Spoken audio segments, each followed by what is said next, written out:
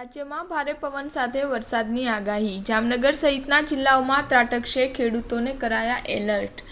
રાજ્યમાં ફરી એકવાર હવામાન વિભાગની આગાહી સામે આવી છે. વાત જાણે એમ છે કે ગુજરાતમાં હજુ ગરમી શરૂ થાય તે પહેલાં રાજ્યમાં કમોસમી વરસાદની હવામાન વિભાગે આગાહી કરી છે.